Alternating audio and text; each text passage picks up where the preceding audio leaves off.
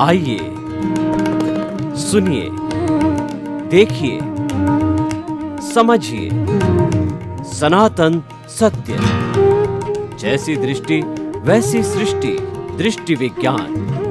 कुदरत, कुदरती रचना एवं कुदरत के कानून से शाश्वत सुख की प्राप्ति।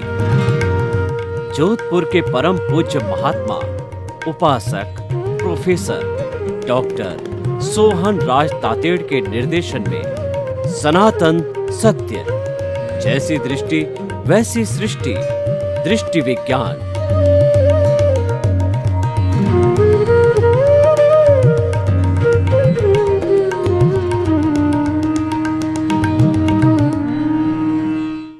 भाई और बहनों, आज का हमारा बहुत सुंदर विषय वो है प्रकृति के शाश्वत नियम। प्रकृति कुदरत को कहते हैं। कुदरत सुप्रीम है। कुदरत इज अबाउट ऑल। सभी कुदरत के अंदर जन्म लेते हैं, कुदरत के अंदर वो पलते हैं, पोषित होते हैं और कुदरत के अंदर ही विलीन होते हैं। यानी दूसरे शब्दों में अगर मैं कहूँ कि कुदरत के ऊपर कोई नहीं है तो वह अतिशयोक्ति नहीं होगी। और 7.8 अरब की जनसंख्या अगर उसको बताया जाए तो कुदरत के प्रति जो है या कुदरत के जो है नियमों के ऊपर किसी की असहमति नहीं हो सकती है। तो पहले हम प्रकृति या कुदरत किसे कहते हैं? जिस वातावरण के अंदर हम जीते हैं। हम का मतलब 84 लाख जीवा योनिया, बर्थ प्लेसेज, जो आत्मा की संख्या असंख्य अनंत है। वो जिस वातावरण में, जिस एनवायरनमेंट में, जिस जो है कहना चाहिए कि वो पर्यावरण के अंदर, कॉस्मॉस में, ब्रह्मांड के अंदर अपना जीवन यापन करती, यानी जहाँ पर जीवन है उसको हम जो है वो प्रकृति या कुदरत कहते हैं। कुदरत जीवन देने वाली, उसको लोक भी कहा जाता है। एक अलोक होता है जिसके अंदर केवल आकाश होता है। वहाँ कुदरत नाम की, जीवन नाम की कोई वस्तु नहीं है। वहाँ केवल आकाश, आकाश ही है। अनंत अनंत केवल आकाश एक ही तत्व है। तो हम उसे कुदरत कहते हैं। अब जो है हम कुदरत के शाश्वत नियमों की बात करते हैं तो हमें कुदरत की रचना के बारे में जो है गहराई से जो है सोचना पड़ेगा कि उसकी रचना क्या है जो संपूर्ण ब्रह्मांड का कमांड करती है, संपूर्ण ब्रह्मांड को जीवन देती है, संपूर्ण ब्रह्मांड की माँ है। इसको हम प्रकृति माँ कहते हैं। माँ जब हम मुंह में बोलते हैं मुंह भर आता है, क्योंकि दुनिया दिखाने वाली माँ होती है। माँ ही हमें दुनिया में लाती है। जो नर और मादा की बात करें तो नर है वो बच्चे को जन्म नहीं दे सकता। बच्चे को जन्म देने वाली मादा माँ ही होती है। और माँ के जो गर्भ के अंदर जो है बच्चा 9 महीने उल्टा लटकता है तो माँ का जो खून कहिए वह पीता है। उसके बाद के अंदर उसको दुख दर्द भी महसूस होता है, गर्मी महसूस होती है उसको, और वह एकदम इतना परेशान हो जाता है कि भगवान से प्रार्थना करता है, हे कुदरत माँ मुझे जल्दी से जल्दी बाहर निकालो। बाहर निकल के मैं आपको समर्पित रहूँगा और आपकी अवमानना नहीं करूँगा और आपका दोहन नहीं करूँगा। लेकिन फिर आता है इस प्रकृति माँ को, इस जन्म देने वाली माँ को भूल जाता है। चाहे व्यवहार जगत में देवें तो बच्चे जब बड़े हो जाते हैं, पैरों पर खड़े हो जाते हैं तो माता पिता को भूल जाते हैं। और बहुत से तो माता पिता के साथ में ऐसा दुर्व्यवहार करते हैं कि माँ बाप को कुंभ के मेले में अकेला छोड़ के आ जाते हैं। बेटा और बेटे की बहू उसको बर्डन समझते हैं, वृद्धाश्रम के अंदर भर्ती कर देते हैं, कमरे में बंद करके बाहर चले जाते हैं, ऐसा ऐसा दुर्व्यवहार करते हैं। और हमारी भारतीय संस्कृति के अंदर वृद्धाश्रम का कॉन्सेप्ट नहीं है। वृद्ध तो जो है माता पिता तो भगवान तुल्य होते हैं, वो ईश्वर का रूप होते हैं और वो वंदनीय स्तुत्य होते हैं। भारतीय संस्कृति में तो ऐसा कहा गया है कि माता पिता का प्रतिदिन अगर वह पैर जो है खोल करके पानी पिए अगर कोई बच्चा, तो भी ऋण नहीं उतर सकता, क्योंकि माता पिता की देख रेख से ही बच्चा बड़ा होता है। अगर माली किसी पौधे की देख रेख नहीं करे और लगा करके उसको भूल जावे, पानी नहीं दे, खाद नहीं दे, उसके ऊपर धूप की और जो छांव की वो रक्षा नहीं करे और उसके ऊपर ट्री गार्ड नहीं लगावे, उसके चारों तरफ फालतू जो है वो खाद लेने वाली घास उग जावे, तो उसको नहीं उखाड़े, तो वह जो है वो ऐसा पौधा सरवाइव नहीं कर सकता।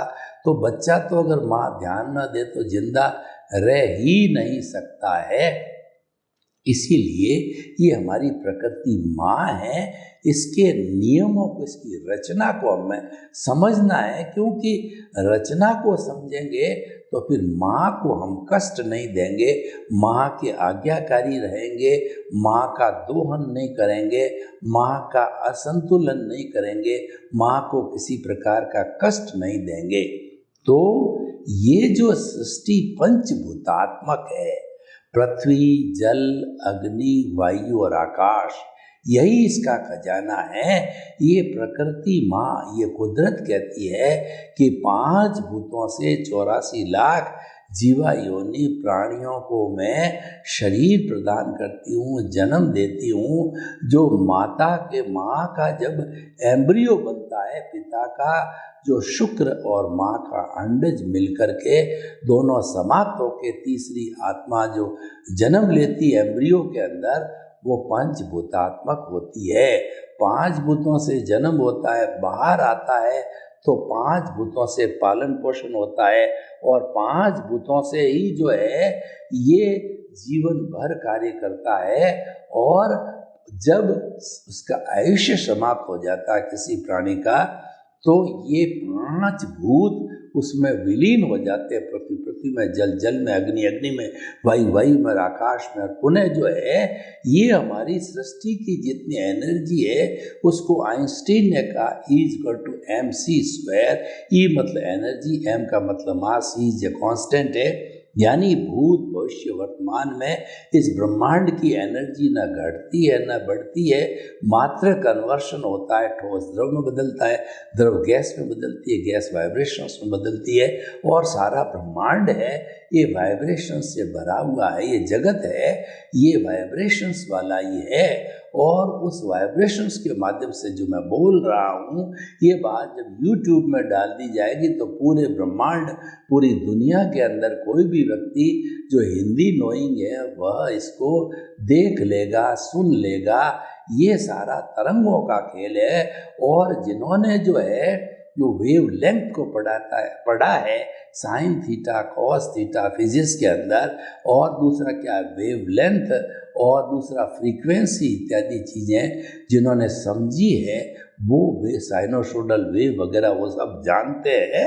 उसी से ही ये सारी सृष्टि चलती है, कुदरत चलती है। और एक परिंदा भी इस कुदरत में जब पर मारता है तो पूरी कुदरत फड़फड़ाती है, यानी वो वाइब्रेट होती है। हमको वो दिखाई नहीं देती क्योंकि बहुत थोड़ा वाइब्रेशन होता है उसका, जो सब तक पहुंचता नहीं, लेकिन होता जरूर है। तो भाई और बहनों, ये तो पंचभूतात्मा की बात हुई। तो हमें इसके शाश्वत नियम जानने के लिए पहला तो हमें ये प्रिकॉशन का ये आज्ञा माननी चाहिए कि 5 भूतों को हम जो है दोहन नहीं करेंगे, शोषण नहीं करेंगे।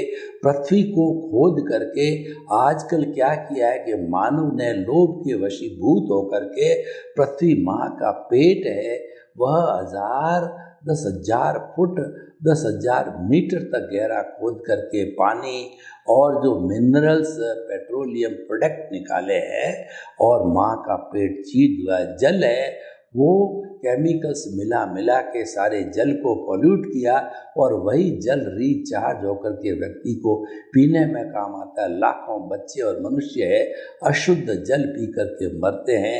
अग्नि को दूषित कर दिया गया, कार्बन डाइऑक्साइड छोड़ करके जो अग्नि है आज दूषित है, उस दूषित अग्नि से जो है भोजन पकाया जाता है वो स्वास्थ्य के लिए हानिकारक है। अग्नि आज प्रदूषित हो चुकी है। पृथ्वी, जल, अग्नि, वायु को जो है वो बड़ी बड़ी जो फैक्ट्रियों की जो चिमनियाँ हैं उन्होंने कार्बन डाइऑक्साइड को छोड़ करके वायु को और आकाश को जो है वो प्रदूषित कर दिया। आज इतना प्रदूषण फैला हुआ है, कोई व्यक्ति स्वस्थ रहना चाहे, पंचभूत स्वस्थ लेना चाहे, चाहे जो सब्जी के माध्यम से हो, फूड ग्रेन्स के माध्यम से हो, मेडिसिन्स के माध्यम से हो, फ्रूट्स के माध्यम से हो, कोई भी खाने की चीज़ सब में पोल्यूशन आता है। तो व्यक्ति की आज उम्र जो हमें पृथ्वी माँ कुदरत ने 100 ईयर्स गारंटीड दे करके शरीर जीवनम बताया था कि 100 साल जियोगे, यूनिबिल्ट सिस्टम लगाया था, हमारे भीतर इम्यून सिस्टम लगाया था, उसको हमने समाप्त कर दिया। आरबीसी और डब्ल्यूबीसी वाइट ब्लड सेल लड़ाकू विमानों को हमने जो है वो बड़े बड़े एंटीबायोटिक खा करके उनको पहले से ही उनका जो सोर्स को समाप्त कर दिया, तभी हमारे कोरोना आया। और जिनका ह्यूमन सिस्टम मजबूत है उसको कोरोना कुछ भी नहीं कर सकता। उसमें तो डब्ल्यूसी इतने लड़ाकू विमान होते, लड़ाकू सोल्जर्स होते हैं, भीतर उनकी उम्र 90 डेज से ज़्यादा नहीं होती। लेकिन जो कोई बाहर से टॉक्सिन्स आया, बाहर से जर्म्स आया, उस पर झपटते हैं, उसको तुरंत समाप्त कर देते हैं, शरीर के भीतर भी नहीं जाने देते। तो ये हमारे इनका हम दोहन न करें।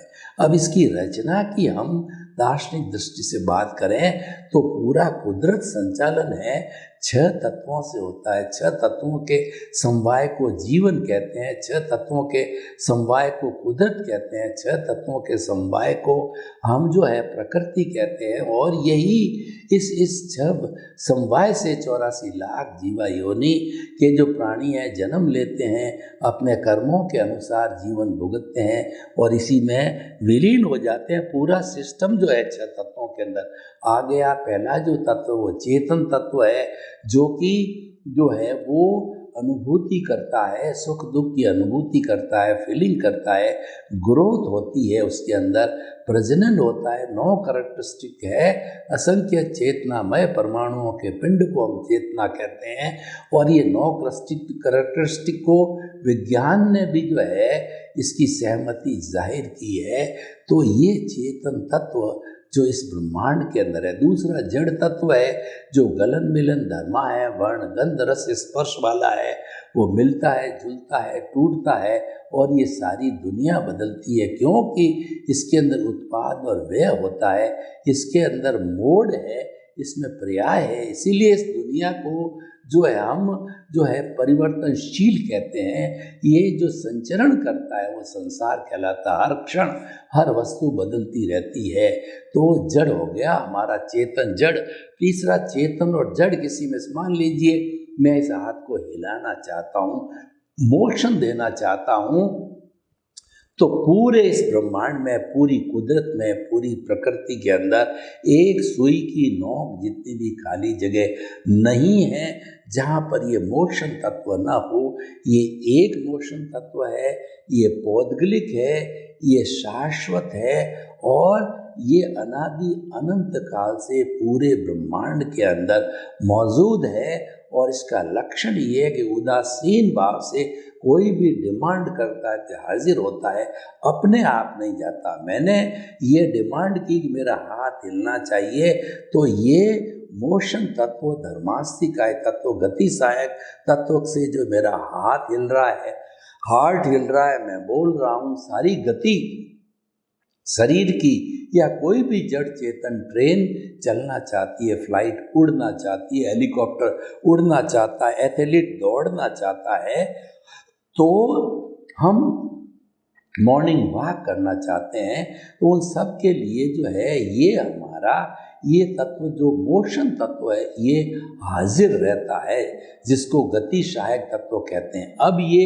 वस्तुएं चाहे जड़ है, चेतन है, मूवमेंट कर रही है, मेरा हाथ हिल रहा है, अब मैं उस हाथ को जो है रोकना चाहता हूँ। कोई पथिक है, वह चल रहा है, गर्मी लग रही है, पेड़ दिखा, पेड़ के नीचे विश्राम करना चाहता, गाड़ी तेज भाग रही है, रुकना चाहती है, फ्लाइट रुकना चाहती है, हेलीकॉप्टर रुकना चाहता है, हमारी कोई भी फैक्ट्री की मशीन रुकना चाहती है, तो स्थिति सहायक तत्व होता है वह ठीक गति सहायक तत्व का विरोधी, जो कि सर्वत्र व्याप्त है, एक सुई की नोक जितनी जगह पे भी वो जहाँ पे हाजिर नहीं, ऐसी स्थिति नहीं है, और ये पौद्गलिक है, शाश्वत है, एक द्रव्य है, और ये सब जगह मौजूद है। इसका जो लक्षण ये है कि कोई मूविंग वस्तु या जीव जो है वो अपने रेस्ट चाहता है, तो ये उदासीन भाव से डिमांड करते ही हाजिर हो जाता है।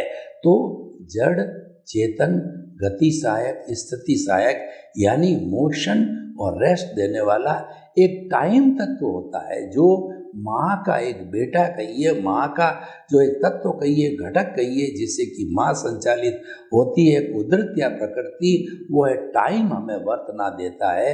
छोटा से छोटा टाइम का अवयव होता है, वो समय कहलाता है। पलक झपकते हैं तो असंख्य समय निकल जाते हैं, और उसके बाद में सेकंड है, मिनट है, घंटा है, और हमारा दिन है, सप्ताह है, और उसके बाद के अंदर सप्ताह के साथ में वर्ष है, शताब्दी है, अवसर्पिणी काल, उत्सर्पिणी काल, पूरा काल चक्र है 20 करोड़ सागर का। तो ये वर्तना देने वाला टाइम है। अभी 12 बजे हैं, और जो है हम 5 तारीख को यहाँ से रवाना होंगे, मेरा रिजर्वेशन 10 मार्च का है। इस तरीके से समय की वर्तना देने वाला टाइम तत्व है, ये काल्पनिक तत्व है। और एक जो आकाश तत्व है हमें अवगाहना देता है। मैं जो बैठा हूँ 2 फुट बाई 6 फुट की जगह घेर रहा हूँ, कैमरा जो है ये जगह घेर रहा है, टेबल है ये जगह घेर रही है, तो सारा जो अवगाहना देने वाला ये आकाश तत्व है। अगर ये आकाश तत्व नहीं होता, हमको स्थान नहीं मिलता, तो आप मेरे पर पड़ते, मैं आप पर पड़ता, आपाधापी होती और हम अपना जीवन यापन नहीं कर सकते। ये 6 तत्व है, कुदरत माँ के 6 बेटे हैं, बेटियां हैं, और इसी से ही कुदरत चलती है, और यही कुदरत की रचना है, और इसी को ही जीवन कहते हैं, इसी को ही कुदरत कहते हैं, इसी को ही प्रकृति माँ कहते हैं। और इसी में समस्त 84 लाख जीवा योनि बर्थ प्लेसेस के असंख्य अनंत जीव जन्म लेते हैं, उनका पालन पोषण होता है, कर्म के अनुसार जो है वो कर्म भुगतते हैं, और इसी के अंदर वो विलीन हो जाते हैं। तो इस तरीके से ये जो है सृष्टि की रचना हो गई। सृष्टि कहिए, कुदरत कहिए, प्रकृति माँ कहिए, उसकी रचना है। ये रचना तो हो गई, लेकिन ये रचना भी किसी न किसी कानून से काम करती है, क्योंकि बिना कानून से अगर हम चलें तो नहीं चलेंगे तो जंगल राज हो जाएगा। जंगल में कोई कानून नहीं होता है, बड़ी मछली छोटी मछली को खा जाती है, वो जंगल राज कहलाता है। लेकिन हम सभ्य इंसान हैं, तो हमारा समाज है वो कानून से चलता है, प्रकृति भी कानून से चलती है। इसीलिए प्रकृति के लिए कहा गया है हुआ सो न्याय। ये कुदरत कभी भी अन्याय नहीं कहती है। दूसरे शब्दों में कहें, ईश्वर कभी भी किसी के साथ कोई अन्याय नहीं करता। इसका मतलब क्या है? ये कुदरत का कानून है। हम बात कर रहे हैं कि सनातन सत्य की बात कर रहे हैं कि हमारा सनातन सत्य कुदरती रचना और कुदरत के कानून पर आधारित है, और उसी से ये सनातन सत्य बना है। और उस सनातन सत्य को हम आपको क्यों देना चाहते हैं? क्योंकि हम आपके शाश्वत सुख की नींव लगा चाहते। जब तक आप सनातन सत्य सिद्धांतों को नहीं जानेंगे, कुदरत के कानून को नहीं जानेंगे, तब आपके जो है सुख की नींव नहीं लग सकती। सुख का मतलब है परमानेंट सुख की नींव लगाना। एक बार आपने परमानेंट सुख की नींव लगा दी तो निश्चित तौर पे आप जो है आने वाले समय के अंदर धीरे धीरे शाश्वत सुख यानी आप मुक्ति की अवस्था, फ्री फ्रॉम द बॉन्डेज, आप जो है साल्वेशन, इमांसिपेशन को प्राप्त कर सकते हो। जीवन का जो अंतिम लक्ष्य होता है, तो जीवन के अंतिम लक्ष्य की प्राप्ति करने के लिए, हम नींव लगाने के लिए आपको ये सनातन सत्य बताते हैं। और उसके अंतर्गत हमने कुदरत की रचना, कुदरत के कानून की बात करें तो कुदरत का कानून इतना परफेक्ट है कि आज हमारे जितने भी ये न्यायालय है, जैसे मुंसिफ, मजिस्ट्रेट लगा के CJM है, सेशन जज है, हाई कोर्ट है, सुप्रीम कोर्ट होता है, तो उनको कभी न कभी गलती हो सकती, क्योंकि वो मैन मेड है। उसके अंदर वकीलों के माध्यम से, साक्ष्य के आधार पर, एविडेंसेस के आधार पर जज के दिमाग से फैसला सुनाए, तो गलती हो सकती है। लेकिन कुदरत के अंदर कोई परफेक्ट इतना नियम है, कोई गलती नहीं होती है। वो तो कुदरत का लॉ है, as you will sow so will you reap, जैसी करनी वैसी भरनी, जैसा बोओगे वैसा काटोगे। यानी आपने कैसा उपादान तैयार किया है, पिछले जन्म में आपने कैसे कैसे भाव डाल करके बंच ऑफ दी कॉजेज, जिसको कि हम कॉजल बॉडी कहते हैं, वो बनाई, उसमें आपने करेक्शन दिया तो वो धुल गए। और लेकिन करेक्शन देते देते बाद में जो भी पेंडिंग रहा वो फाइनल, जिसको फाइनल आंसर शीट कहते हैं, जो आपने एग्जामिनर को दी है, डिलीशन और उसके अंदर जो एडिशन, डिलीशन और संशोधन करके दी है, कुदरत रूपी जो है वो एग्जामिनर को दे दी है, तो अब जो है उसका परिणाम है, उसका रिजल्ट है, ये कुदरत देती है। और वो कुदरत आपके उपादान, आपके द्वारा हल किए हुए क्वेश्चन पेपर के आधार पर देती है। वह मात्र संजोग जुटाती है, और संजोग एग्जैक्टली वही जुटाती है जो आपका उदय और प्रारब्ध है, जो आपका उपादान है। वो इतनी न्यायशील है कि उसके अतिरिक्त ऐसा नहीं कि किसी भी व्यक्ति ने मतलब छोटी गलती करी है और वो फांसी की सज़ा दे दे, यानी वो ऐसे संजोग खड़े कर दे कि फांसी हो जाए, नहीं करती। कुदरत कभी भी नहीं करती है। कुदरत तो उतना ही करती है जितना कि आपने ध्वनि की है, उसकी प्रतिध्वनि करती है। आपने भाव कर्म डाले जो द्रव्य कर्म के रूप में उदय में आते हैं। प्रकृति का काम यही है कि जो उदय प्रारब्ध है उसके अनुसार निमित्त जुटाना, और उसके घटक होते हैं द्रव्य, क्षेत्र, काल, भाव और भव, या 5 पंच समवाय दूसरा कहें तो काल, स्वभाव, कर्म, पुरुषार्थ और नियति है। इनके माध्यम से जो है वो सारा जो है संजोग जुटाती है और व्यक्ति को पनिशमेंट, अवार्ड मिल जाता है, यानी कर्म का डिस्चार्ज हो जाता है।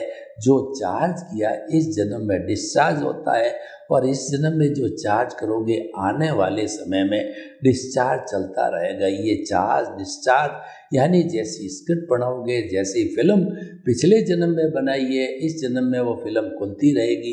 इस जन्म में जैसी स्क्रिप्ट लिखोगे, आने वाले जन्म के अंदर वो स्क्रिप्ट खुलती रहेगी और आपको सुख दुख की अनुभूति होती रहेगी, डिस्चार्ज चलता रहेगा। ये सब कुदरत का कानून है। इसीलिए हम सनातन सत्य के अंदर आपको ये बात बताते हैं कि आप ये चिंतन करो कि मन, वचन, काया से मुक्त ऐसा मैं शुद्ध आत्मा हूँ, ऐसा मैं शुद्ध आत्मा हूँ। ये रियल पुरुषार्थ है। और मन, वचन, काया प्रकृति है।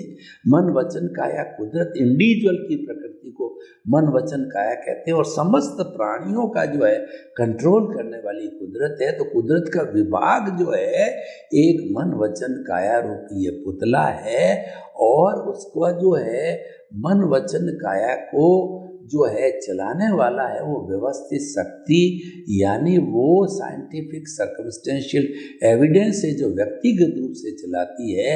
और जब वो जो कुदरत होती है वह कुदरत संचालन करती इन 6 द्रव्यों से, जो हमने बताया उससे वो संचालित होती, दोनों एक ही चीज़, यानी व्यवस्थित शक्ति कुदरत का एक विभाग है। तो भाइयों और बहनों, हम आपको बताना चाहते हैं कि प्रकृति के जो ये शाश्वत नियम है, ये फॉर एवर होने के कारण हम इसको सनातन सत्य कहते हैं। और हमारे सनातन सत्य के अंदर कोई भी तरह का धार्मिक फॉर्मेट नहीं है।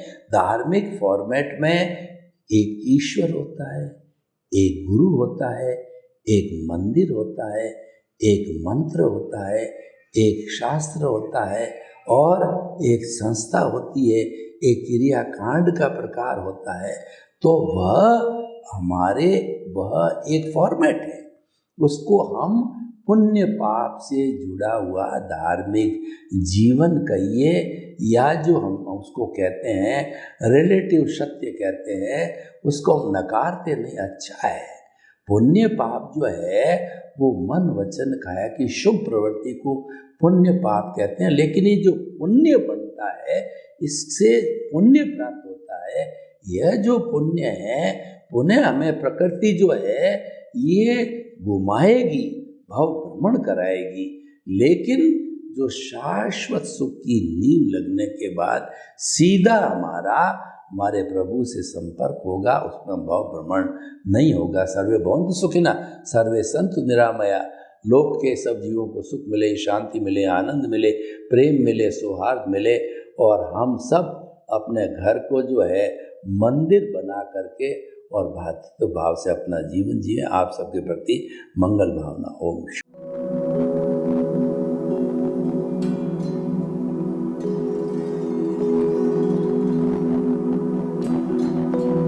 एक ऐसा अंतर्राष्ट्रीय ख्याति प्राप्त मानव जो गुरु प्रेरणा से पिछले 20 वर्षों से वानप्रस्थ जीवन जीते हुए 24 घंटे मानवता की सेवा में संलग्न है।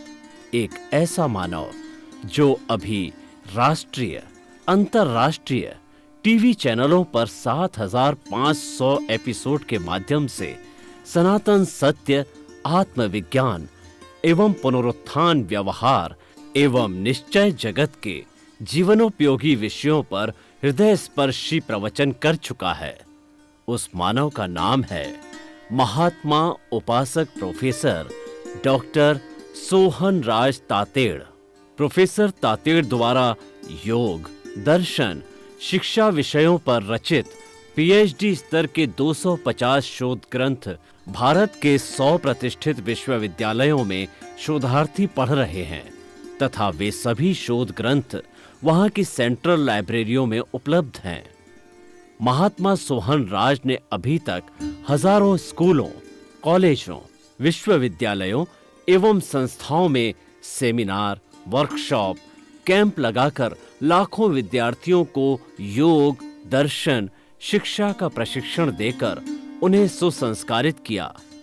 डॉक्टर तातेड़ ने भारतीय संस्कृति उत्थान के 4000 से अधिक समसामयिक विषयों पर आर्टिकल लिखकर ऑनलाइन जर्नल, पत्रिकाओं, वेबसाइट्स पर प्रकाशित किया, जिसका उपयोग लाखों पाठक कर रहे हैं।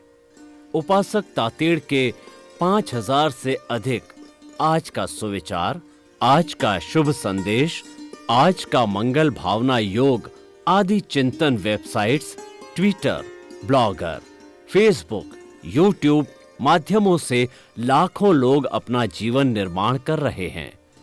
मानवता के मसीहा ऐसे महामानव महात्मा सोहन राज तातेड़ के प्रोफाइल को अभी तक विश्व के 20 लाख दर्शक यूट्यूब पर, 12 लाख गूगल पर एवं लाखों दर्शक फेसबुक, ब्लॉगर, ट्विटर और इंस्टाग्राम पर देख चुके हैं।